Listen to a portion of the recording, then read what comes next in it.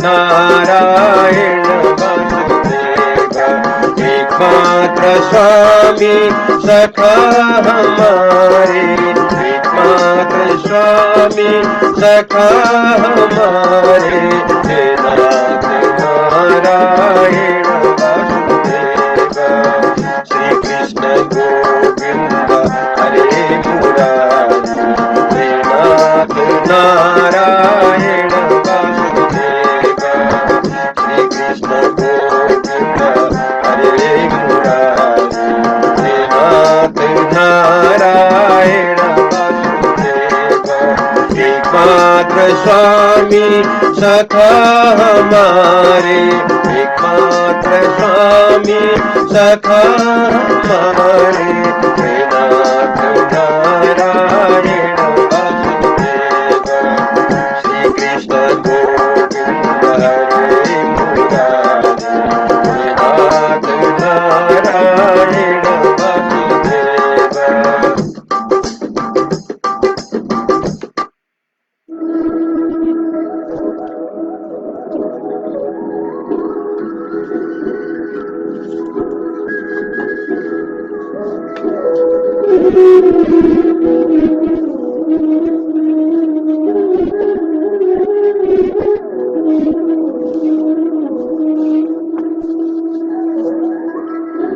जय श्री कृष्ण। प्यारे सबै नमस्कार। म आज श्रीमद् भागवत छठवां स्कंद को चौथा अध्याय प्रारंभ करने जा रहा हूँ।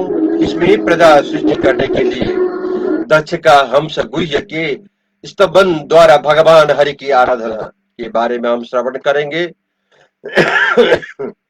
किन तपस्या दक्ष जिमी प्रजा रचन के काज 104 अध्याय में कहो कथा शुकर साज।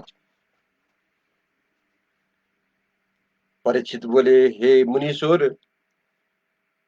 अपने जो स्वयं भू मन्वंतर में देवता, असुर, मनुष्य, नाग, मृग और पंछी इनका तृतीय स्कंध में संक्षेप में वर्णन किया है, अब उसी को मैं आपके मुख से विस्तार पूर्वक सुनना चाहता हूँ।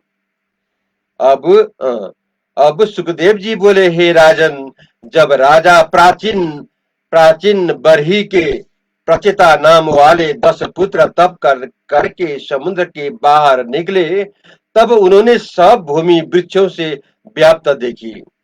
तब उन प्रचेताओं ने अपने तप के प्रभाव से कोपायमान हो संपूर्ण वृक्ष को भस्म करने की इच्छा से अपने मुख में से वायु और अग्नि को उत्पन्न किया। जब उस वायु और अग्नि से वृक्ष भस्म होने लगे, तब वृक्षादियों के राजा चंद्रदेव प्रचेताओं का क्रोध शांत करने की कामना से इनसे बोले, हे महाभागो, आप इन जिन वृक्षों पर क्रोध करने योग्य नहीं हो। आपके पिता प्राचीन बरही ने तथा ब्रह्मा जी ने आप लोगों को प्रजा रचने की आज्ञा दी है। फिर भला आप लोग इन वृक्षों को किस प्रकार भस्म करने की इच्छा करते हो? जिस मार्ग पर तुम्हारे पितामह और प्रपितामह चले हैं, उसी सत मार्ग पर चलो और चित्र को स्थिर करो। इस महाकोप को शांत करो जो मनुष्य आप अपने आत्मा विचार से शरीर में सहसा प्रकट होने वाले इस भयंकर क्रोध को शांत कर लेता है, उसने मानो संपूर्ण गुणों को जीत लेता है। इससे जो जला दिए सो जला दिए बस। अब इन शेष विचारों दिन वृक्षों को भस्म मत करो। इन सब वृक्षों की एक उत्तम कन्या को तुम अपनी पत्नी बनाओ। हे राजन, इस प्रकार उन प्रचेताओं को शांत कर प्रमलोचा अप्सरा की श्रेष्ठ कन्या उनको देकर सोम राजा वहां से चला गया। तब प्रचेताओं ने धर्म पूर्वक उस कन्या से विवाह किया। उस कन्या के गर्भ से दक्ष नाम पुत्र उत्पन्न हुआ। जिसकी उत्पन्न हुई प्रजा से तीनों लोक परिपूर्ण हो गए। दक्ष प्रजापति ने प्रथम तो मन ही से जल, स्थल और आकाश में रहने वाली नाना प्रकार की प्रजा तथा देवता, दैत्य और मनुष्य आदि उत्पन्न किए। परंतु इस प्रजा की सृष्टि किसी प्रकार से वृद्धि को प्राप्त नहीं हुई देखकर दक्ष प्रजापति ने विंध्याचल पर्वत पर जाकर अति दुष्कर तप करना आरंभ किया। वहां पापों का नाश करने वाला एक परम मुक्तम अधम अधमर्षण नाम तीर्थ था। उसमें एक तीनों काल स्थान करते थे। हे राजन, दक्ष प्रजापति की तपोमयी भक्ति के फल स्वरूप दर्शन देने के निमित्त भक्त वत्सल भगवान त्रैलोक्य मोहन रूप धारण करके वहां प्रत्यक्ष प्रकट हुए। उस समय उनको साथ ही प्रकट होने वाले नारद, नंदन इत्यादि पार्षद और संपूर्ण लोकपाल उनको चारों ओर से घेर खड़े थे और गान करते हुए सिद्धि चरण गंधर्वगण दोनों ओर खड़े होकर उनकी स्तुति कर रहे थे। हे राजन, इस प्रकार अति आश्चर्य रूप से देखकर करके दक्ष प्रजापति ने अंतस्करण से आनंदित होकर भगवान को दंडवत प्रणाम किया। परंतु गदगद होने के कारण बोलने को सामर्थ्य नहीं रहे। श्री भगवान बोले, हे महाभाग पुत्र दक्ष, तुम अपने तप के प्रभाव से सिद्ध हुए हो। तुम्हारा तप जगत की वृद्धि करने के अर्थ है। इसी कारण मैं तुम पर प्रसन्न हुआ हूँ। ब्रह्मा, महादेव, तुम सब प्रजापति, मनु देवता और देवेश्वर गण, यह सब सृष्टि की वृद्धि के हेतु होने से हमारी विभूति है। हे ब्राह्मण, तप मेरा हृदय है, विद्या मेरी देह रूप है, क्रिया यह मेरी आकृति है और यज्ञ मेरे अंग रूप है। धर्म मेरा आत्मा रूप है, देवता मेरा प्राण रूप है। सृष्टि के प्रथम मैं ही था। उस समय भीतर या बाहर मुझसे अतिरिक्त कुछ भी नहीं था। सृष्टि के समय मुझसे सबके आदि ब्रह्म जो कि आयोनिज कहलाते हैं, वे उत्पन्न हुए।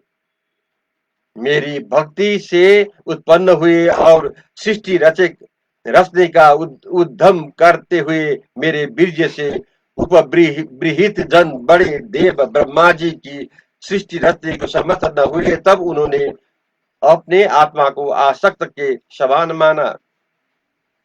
तब मेरे कहने से उन्होंने बड़ा विकट तप किया, जिसके प्रभाव से प्रथम उन्होंने 9 प्रजापतियों की उत्पन्न किया। हे दक्ष जी, पंचजन की यह कन्या अक्षिनी नामना यहाँ पर है। तुम उसको अपनी श्री बताओ। बताओ। फिर तुम इस स्त्री से मैथिली योग से प्रजा को बढ़ाओ। तुमसे पीछे होने वाली सब प्रजा मेरी माया करके मिथुन मैथुन धर्म से प्रजा को उत्पन्न करेगी और मेरी इच्छा के अनुसार रहकर मेरी आज्ञा पालेगी। हे राजन, महाभाग इस प्रकार कहकर उस दक्ष के देखते देखते उस स्थान पर अंतर्ध्यान हो गए। हरि शरणम। अब मैं 5वां अध्याय प्रारंभ करने जा रहा हूं। इसमें नारद के प्रति दक्ष का अभिशाप के बारे में हम श्रवण करेंगे। वचनकुट देवर्षि कहीं सारे पुत्र नसाए, दियो साप देवर्षि को इच्छ यही अध्याय। सुखदेव जी बोले, हे राजन, उस अक्षिनी नाम वाली भार्या से दक्ष प्रजापति ने हर्यशो हर्यशो नामक 10,000 पुत्र उत्पन्न किए। उन सब पुत्रों को दक्ष प्रजापति ने जब सृष्टि उत्पन्न करने की आज्ञा दी तो अपने पिता की आज्ञा को मानकर वे सब पुत्र पश्चिमी दिशा में गए। वहां मुनि वो सिद्ध जनों से सेवित नारायण सर नामक तीर्थ था, जहां सिंधु नदी और समुद्र का संगम हुआ है। सृष्टि को उत्पन्न करने की कामना से उस नारायण सर तीर्थ में तपस्या करने को निवृत्त हुए उन हर्यसो को श्री नारद जी ने देखा। उनसे नारद जी कहने लगे, हे हर्यसो, तुम लोग प्रजा को रचोगे। तुम लोग ने अब तक पृथ्वी का अंत भी नहीं देखा है। खेद है कि सृष्टि रचने के अर्थ तुम लोग तप पर तप रहे हो तप कर रहे हो। भला इस पृथ्वी का अंत जाने बिना कैसे सृष्टि रचोगे। तब एक मनुष्य वाला देश और जिससे प्रवेश होकर निकलने का मार्ग देखने में नहीं आता ऐसी गुफा बहुत रूप धारण करने वाली स्त्री और को व्यभिचारिणी स्त्री का पति हो। वह मनुष्य दोनों और बहने वाली नदी 25 पदार्थों से बना हुआ अद्भुत घर किसी समय विचित्र कथा कहता हुआ हंस अपने आप घूमता हुआ और छुए वो वज्रों से बना हुआ तीक्ष्ण चक्र और अपने मर्मज्ञ पिता की आज्ञा से इन 10 बातों को बिना जाने तुम मूर्ख लोग किस प्रकार सृष्टि की रचना कर सकोगे। उन हर्यशो गणों ने अपनी स्वाभाविक बुद्धि से नारद जी की कहे हुए कटु वचन को ध्यान करते हुए परस्पर अपने मन में विचार किया। देवर्षि नारद ने 10 वचन कहे, इसका तात्पर्य ही जाना पड़ता है। भूमि नाम क्षेत्र का है, भूमि नाम क्षेत्र का है, क्षेत्र नाम जीव का है, लिंग शरीर है। यह एक ही पुरुष का देश कहा सो अंतर्यामी सर्व साक्षी नित्य युक्त भगवान है। उनके अर्थ समर्पण किए बिना असत कर्मों के करने से क्या होता है। और जो बील नारद ने कहा कि जिसका निकलने का मार्ग नहीं सो मोक्ष है और अनेक रूपों को क्षण क्षण में बदलने वालों श्री अनेक प्रकार के रूप और गुणों वाली अपनी बुद्धि ही व्यभिचारिणी स्त्री है। उसके विवेक को पाए बिना अशांत कर्म करने से क्या होता है। उस बुद्धि के संग के ऐश्वर्य नष्ट होकर यह जीव जन्म लेता है। इससे ही व्यभिचारिणी स्त्री का पति जानो। दोनों तरफ बहने वालों जो नदी कही बस भगवान की माया जानो। और जो 25 कारीगरों का बनाया घर नारद ने कहा सो यह 25 तत्वों का बना हुआ यह शरीर की घर है।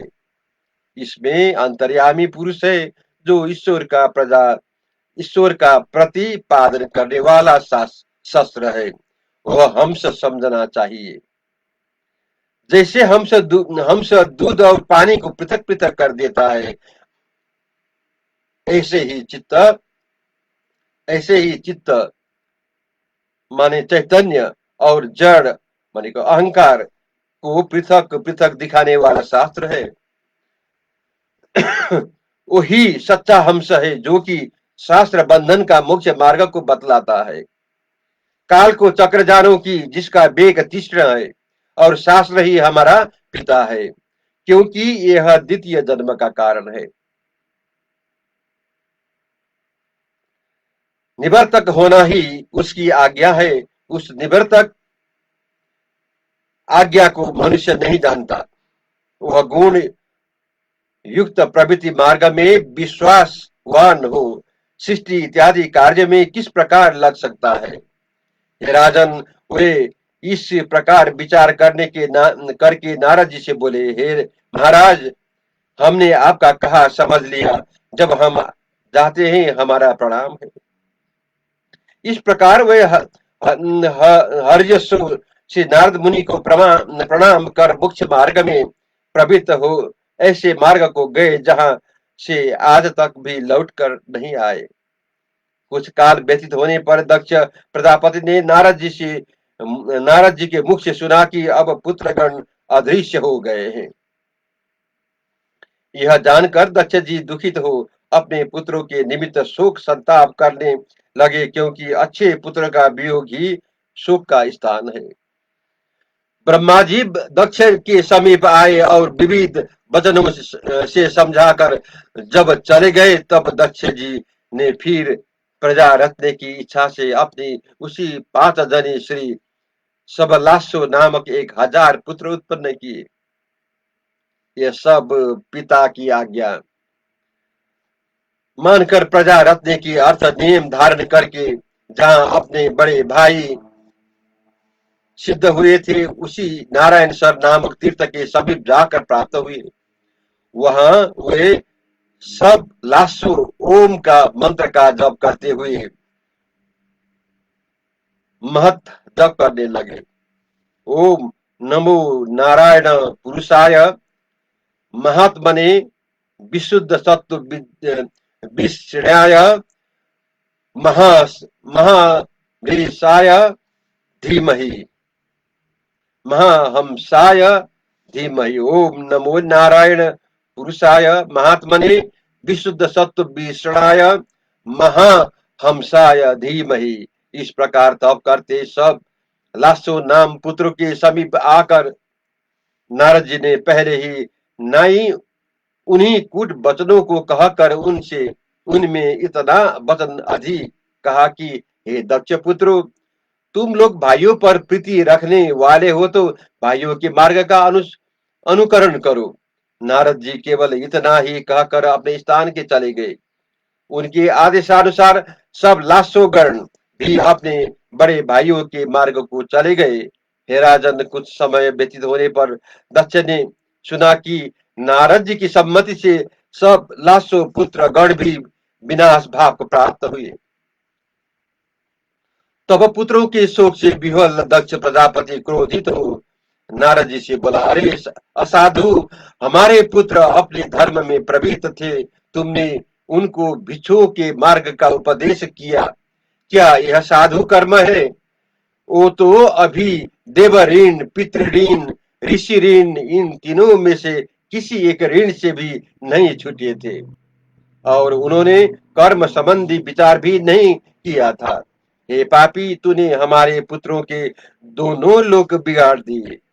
विष्णु भक्तों में एक ऐसा दुष्ट तू ही है जो कि सुहृदों के स्नेह को तोड़ता और बिना बैर वालों से साथ बैर करता है। तेरा यह विचार कि वैराग्य से उस उपशम और उपशम से स्नेह की फांसी टूट जाती है, मिथुया है, क्योंकि ज्ञान के बिना तेरे द्वार पर मति चलायमान करने से पुरुषों को वैराग्य नहीं हो सकता। जब तक गृहस्थाश्रम के दुखों को नहीं भोग लेता है, तब तक यह मनुष्य विषयों के दुख हेतु को नहीं जानता। इसीलिए विषय भोगने के उपरांत जैसा विराग होता है, दूसरों के बहकाने से नहीं हो सकता। तुम्हारे इस भीषण अपराध को एक बार हमने सह लिया है, परंतु फिर भी तूने दूसरी बार पुत्रगणों का स्थान भ्रष्ट करके अमंगल किया, इसलिए लोगों के मध्य में विचरते विचरते तेरा जन्म बीतेगा। नारद मुनि ने दक्ष के उस शाप को मौन पूर्वक अंगीकार किया।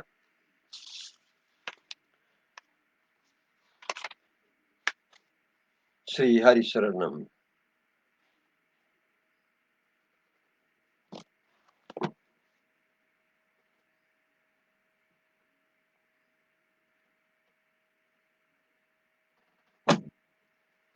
श्री हरि शरणम।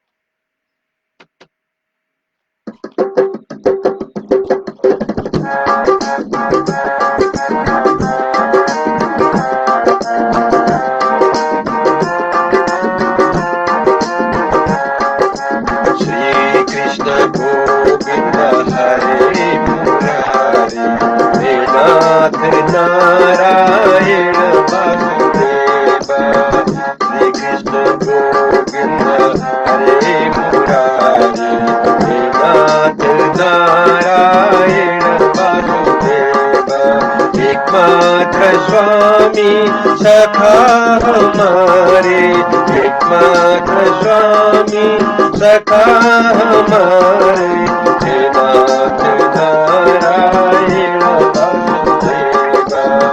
श्री कृष्ण गोविंद हरे मुरारी, हे नाथ नारायण वासुदेव, श्री कृष्ण गोविंद हरे मुरारी, हे नाथ नारायण वासुदेव, एकमात्र स्वामी सखा हमारे, एकमात्र स्वामी सखा हमारे,